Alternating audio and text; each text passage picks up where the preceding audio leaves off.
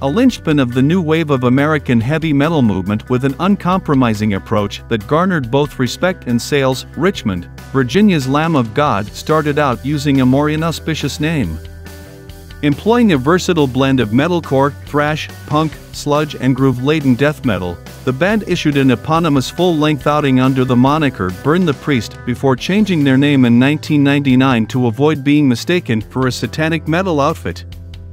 Lamb of God have released a string of high-profile studio albums and enjoy tremendous commercial success with gold-selling outings like Ashes of the Wake and Sacrament.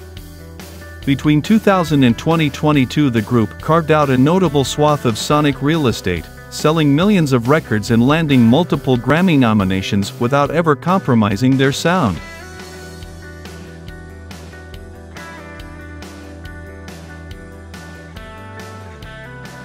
Featuring vocalist Randy Blythe, guitarists Mark Morton and Will Adler, bassist John Campbell and drummer Chris Adler, the newly rechristened Lamb of God launched in the year 2000 with their acclaimed new American gospel album.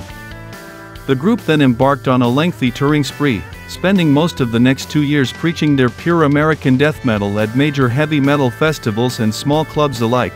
Work on a follow-up effort with producer and strapping young lad mastermind Devin Townsend took place in between countless road trips, so that Lamb of God's sophomore LP As the Palaces Burn was released in summer 2003. Ashes of the Wake quickly followed it in 2004.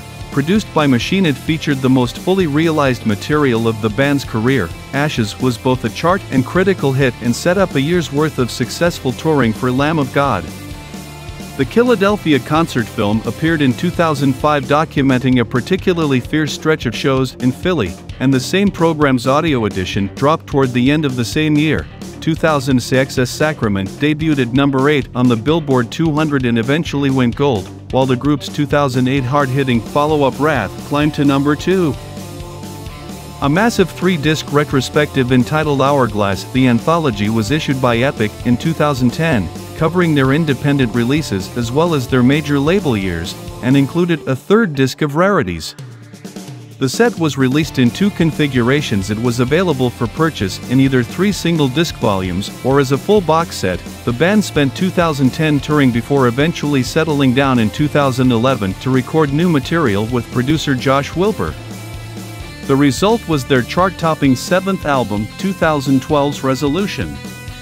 That same year Blythe was arrested in Czechoslovakia for charges stemming from an incident at a 2010 show in Prague that saw a young fan climb on stage and hit his head after being pushed by the lead singer. The 19-year-old died of complications from the injury, and Blythe spent over a month in jail before being found not criminally liable for the incident and released on bail. Blythe would go to pen a memoir with an emphasis on his arrest, trial, and acquittal called Dark Days.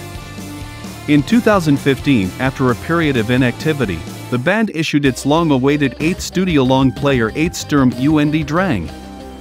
The following year the band released a new EP Duke that was comprised of 3 live cuts and 2 new studio tracks. The title track was inspired by Lamb of God superfan Wayne Ford, who had lost his 5-year battle with leukemia.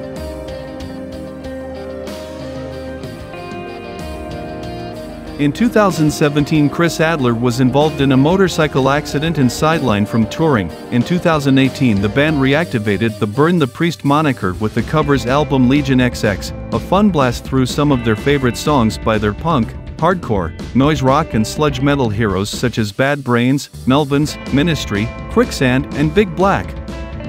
2019 saw Adler replaced by former Winds of Plague and Prong drummer Art Cruz, who made his recording debut with the band on their 8th album 2020's Lamb of God, which debuted at number 15 on the Billboard 200 and number 1 on the Hard Rock Albums charts.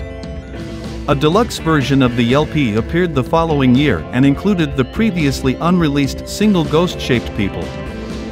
2021 also saw the release of Live in Richmond, Virginia, which featured the first of the group's live-streamed events from September 2020. The punishing single Nevermore appeared in early 2022, ahead of the arrival of the band's 9th long player Omens, issued later that fall.